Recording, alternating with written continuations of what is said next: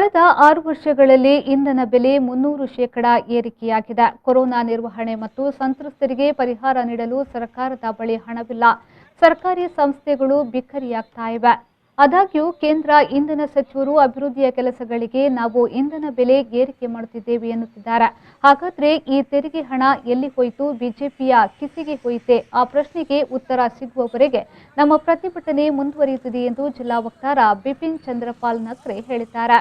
ಅವರು KPCC ಮಾರ್ಗದರ್ಶನದಂತೆ Karkala block Congress, ಬಜಪುಳಿ ಗ್ರಾಮ ಸಮಿತಿ ಹಾಗೂ ಮಹಿಳಾ ಸಮಿತಿ ಆಯೋಜಿಸಿದ ಪೆಟ್ರೋಲ್ 100 ನಾಟ್ಔಟ್ ಪ್ರತಿಭಟನಾ ರ್ಯಾಲಿಯನ್ನು ಉದ್ದೇಶಿಸಿ ಮಾತನಾಡಿದರು.